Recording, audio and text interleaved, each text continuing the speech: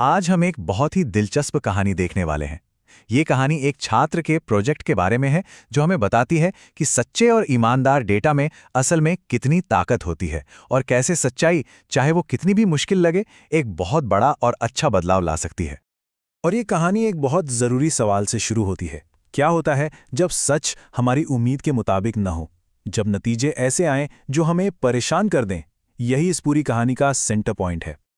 तो चलिए सीधे कहानी पर आते हैं, जो एक बिल्कुल साधारण से लगने वाले कॉलेज प्रोजेक्ट से शुरू होती है।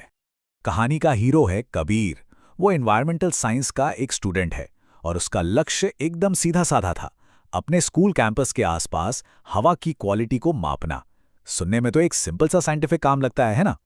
और उसने अपना काम मतलब पूरी ईमानदारी और मेहनत से किया। ऐसा नहीं कि बस खाना पूर्ति कर दी हो। कबीर का तरीका बहुत सिस्टमैटिक था। उसने सेंसर लगाए, उन्हें ठीक से कैलिब्रेट किया और कई हफ्तों तक लगातार रीडिंग नोट की। उसके काम में कोई भी कमी नहीं थी और यही बात उसके डेटा को भरोसेमंद बनाती है। लेकिन जब नतीजे आए तो सब हैरान रह गए। स्कूल के मेन गेट के पास जो प्रदूषण का लेवल था, वो लगातार उम्मीद से कहीं ज्यादा था।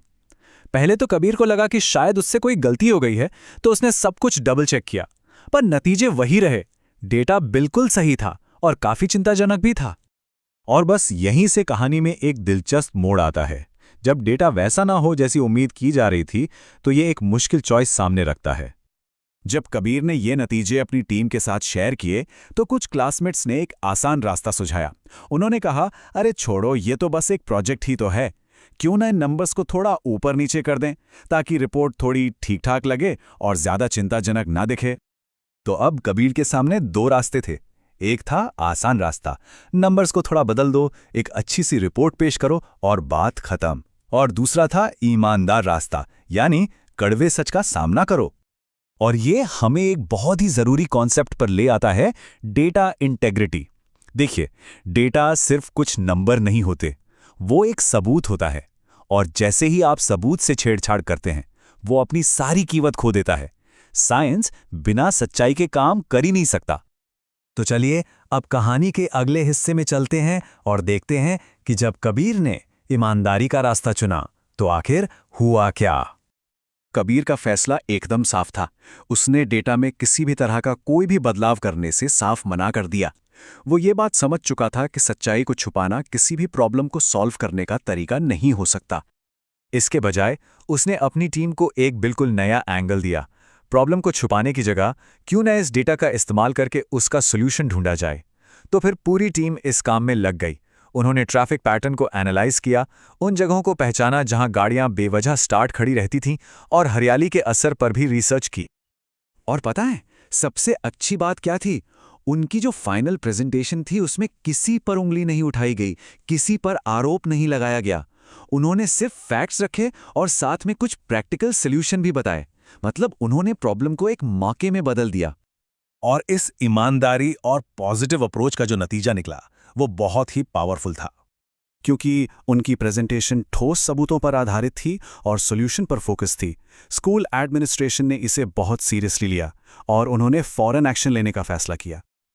और ये सिर्फ खोखले वादे नहीं थे।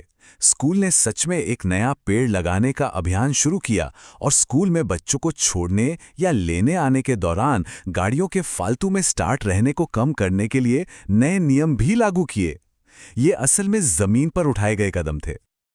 और इसका नतीजा? अरे वाह!